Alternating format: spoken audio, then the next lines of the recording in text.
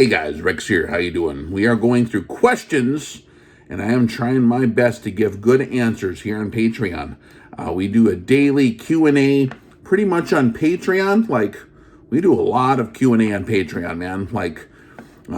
Pretty much 5 times a week, probably, or more, right? And I enjoy it. It's nice to actually hear what you guys want to talk about. And it just so happens to coincide with what I want to talk about usually, right? We talk about some God, guns, rock and roll, all that good stuff there, right? And so, in the spirit of Uncle Ted, God bless his soul, what an inspiring man. You have to kick ass at life. That's just how it works. Here's a question from a Harley and a V-Strum. Interesting. I did not know Harleys or V-Strums could speak. Here we go. And if you have a question, PM me in Patreon, and I'll answer you here. Unless it's really good, maybe it goes out to YouTube if it's not too scary. If it's too scary, it has to stay here on Patreon. Because they just can't handle it out there, man. Too scary. Here's a question. Does he hold them accountable for ignorance? Who's he speaking about? Who's he? Does he hold them accountable for ignorance? He, I would assume, would be antecedent. The antecedent he would be him, the Almighty, because that's what we talk about a lot on Patreon, right? Because we're building the foundation of a man on Patreon before we start passing out pointy objects, before we start throwing extreme high velocity projectiles out of our little slings to take out Goliath, man. We have to be properly aligned in our firing position of truth. So we do concentrate on Bushido, the foundation of the structure. Does he hold people accountable for ignorance? That's a good question, man. I hear that a lot by people, and I can read the people, and when I look into their eyes, they have this look, and I know what it is because I used to do it too. I've heard it rationalized so many different ways. People love their friends. People love their family who are way off in left field. And we have to tell ourselves, hey man, they're ignorant though, see? So he'll just probably be nice to them because they don't know what's going on. Okay, that's a nice idea based on our logic, based on our rules, based on our what? Our emotions. Now I'll tell you what, man, your emotions always going to get you screwed up. That's not how the laws of physics work. Well, emotionally, I don't think I should have got hit by that train when I fell asleep on the train tracks. Dude, you were the one that fell asleep on the train tracks. The train hit you. It doesn't care if you didn't like it. Well, I don't feel like it's fair. I didn't even hear it coming. I was sleeping. The hell are you sleeping on train tracks for, man? Don't do that. That's not good, right? Likewise, a lot of people have the same attitude when it comes to the train tracks of life. And we want to think that everyone who is ignorant is just kind of be, oh man, they were just ignorant. I don't like guessing, and I don't like making up rules, because I will admit, I'm the first one to admit, I don't make the rules. You can ask me what I think.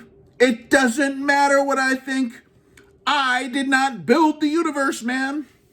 I did not build the universe, and I did not die for you so that you don't have to die. That's somebody else did that, not me. Let's ask him what he says. So Acts, you guys remember Acts? The book of Acts of the Apostles, right? There's this one time Paul and some dudes, they're hanging out with some pagan guys there, and they went up to the synagogues in Greece. And man, those Greek guys, and they're still that way kind of, right? But they like their heathenism and all their statues and their crazy gods on volcanoes and all that, Mount Olympus type stuff. They're real religious. They're real into that deal. And it mentions that in Acts chapter 17, Paul went up there and he's looking around and he's at the synagogues preaching the message, mixed reception. Some of the guys liked it. Oh man, we never heard this before. Tell us more. Some of the guys are yeah, but this isn't what our religious guy told us we should be doing. So there's a diversity of different, ways people were receiving what he had to lay down. And Paul, it mentions in Acts 17, walking around noticing just all the tackle, all the stuff, all the accessories, the religion store was sold out. It was really, really, really, really religious around there. They had all the memorabilia for the local tough guy gods. They had the comic book character toys everywhere. They had, you know what I mean? It was like freaking DC Comics up there in Greece. And everyone was serious about that deal. So Paul mentioned, he's like, oh man, you guys are really, really religious. Let me tell you about the unknown God. Let's read this to you guys. Should I read this to you? I think it's worth reading. Probably a good idea, huh? Oh, let's see where we're at.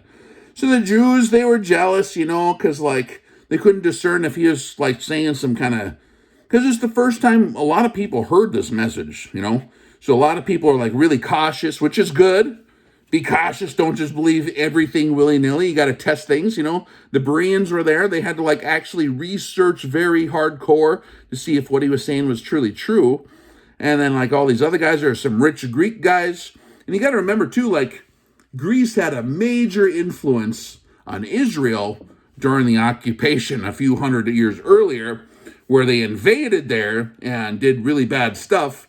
And then there's a lot of mix of, the Hellenization of Israel, from Greece mixed in with the culture. So a lot of it's that was still prominent by the time he was there, right?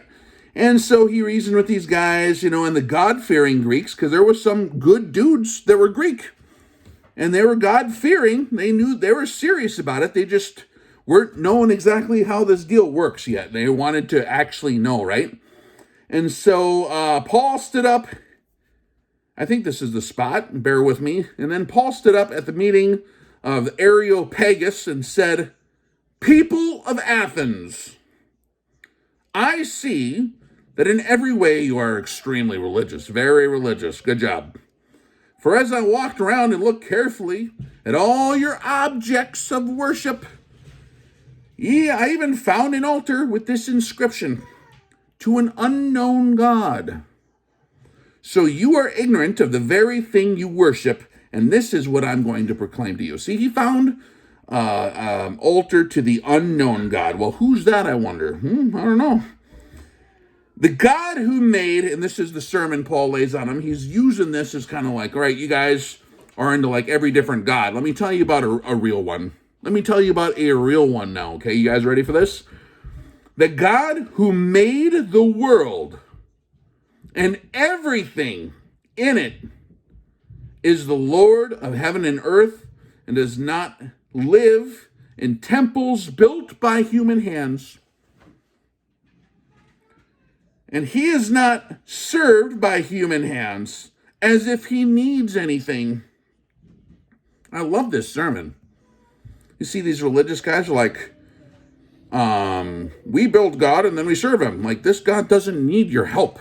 He doesn't need you to serve him. He doesn't need to hear your songs. He doesn't need all your tackle. He doesn't need you to polish the statue and keep the windows shiny. He doesn't reside in these temples but built by humans. The real God of the universe does not reside in temples built by humans. I'm reading the Bible. Not even the lost chapter of the Bible. The real part of the Bible, man. Rather, he himself gives everyone life and breath and everything else. From one man, he made all the nations that they should inhabit the whole earth. And he marked out their appointed times in history and the boundaries of their lands. God did this so that they would seek him and perhaps reach out for him and find him. Though he is not far away from any one of us. For in him we live and move and have our being. As some of you and some of your own poets have even said, we are his offspring. We are all his children. Even your poets know this basic universal truth here. Therefore, since we are God's offspring, we're all made in the image of God. Remember Genesis? We're all made in the image of God. We should not think that the divine being is like gold or silver or stone, an image made by human design and skill. In the past, God overlooked such ignorance. But now he commands all people everywhere to repent. For he has set a day when he will judge the world with justice by the man he has appointed. And he has given proof of this to everyone by raising him from the dead. And when they heard about the resurrection of the dead, some of them were sneering and they said, well, we want to hear more about what you have to say on this topic. And after that, Paul left the council. Some dudes followed him more. Yeah, so like in the past, before, when the message, what he's basically saying as far as I can read, right? And you can read it for yourself, okay? Read it for yourself, man. Like before, the nation of priests was exclusively given this kind of the message of who the creator is. They were charged with keeping the records. They were charged with the law. And it was exclusively his nation of priests. And that's it. After this point, the truth was getting beyond that. The nation of priests was then going out and doing its job in the world. By the way, did the nation of priests fail? Who were the apostles? Who was Yeshua? Who was Jesus? They were Jews, man. So they went out there and they were doing their job as the nation of priests, explaining what it meant to the rest of those guys in the world, right? And they started hearing the message and are like, here's the deal. It's not secret anymore. Now that you have heard this message, now there's judgment coming. You are responsible to repent. So if you're asking the question even, hey man, like what, does he close an eye to ignorance? By asking the question, we are admitting we are not ignorant, right? And if you know someone who you're thinking about and worried about, saying like, oh man, but so-and-so, like I think they're ignorant, like they don't even know. Maybe God will, forgive them because they were dumb. Dude, go tell them. Go tell that guy. I got off the train tracks, but my brother, who is laying right here next to me on the train tracks, and there's a train coming, like, man, when the train squishes him, I wonder if it'll actually not even kill him because, like, maybe God will stop the train. Dude, get him off the tracks. Right? Like, you wake up in the apartment building that's on fire because someone came to warn you, like, hey, the apartment building's on fire. Oh, shit, better get out of here.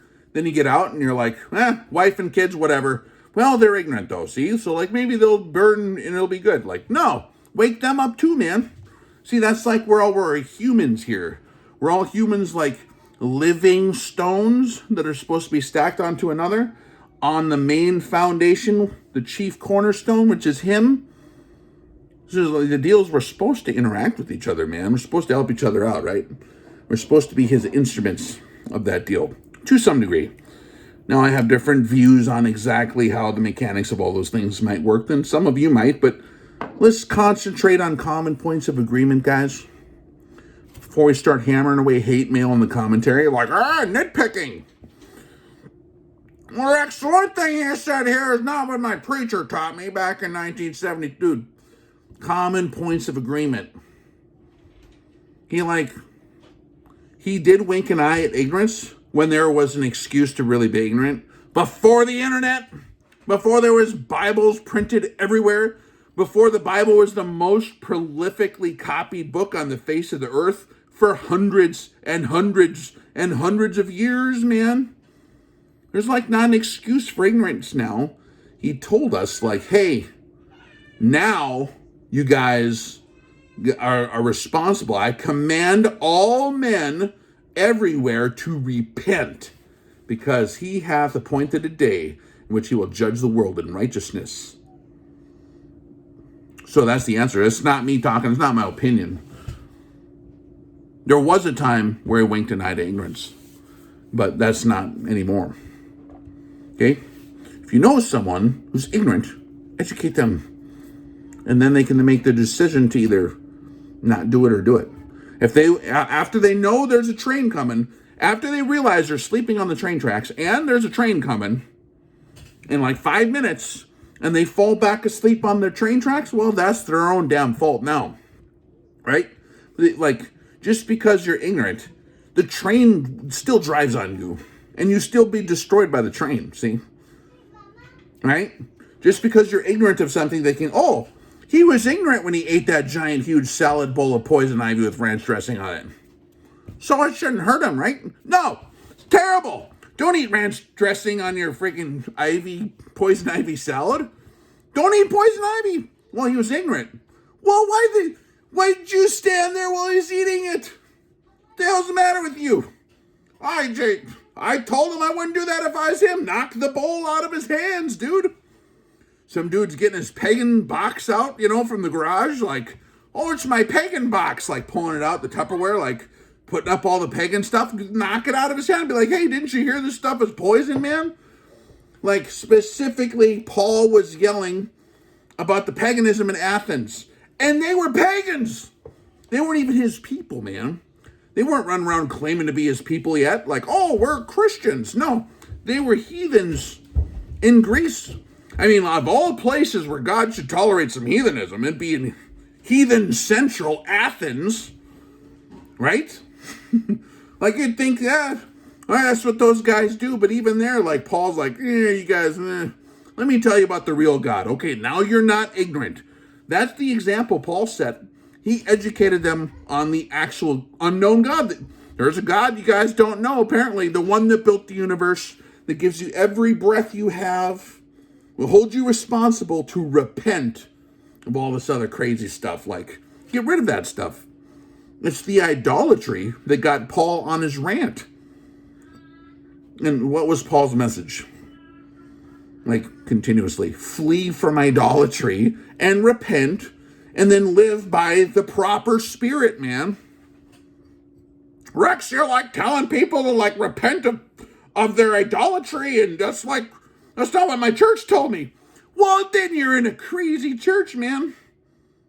Reevaluate. Whereas, like, you need to stop, listen, look, and smell. You need to execute sales, man. Like, I rant about this too much. Hold on. Should I say this? I gotta tell you.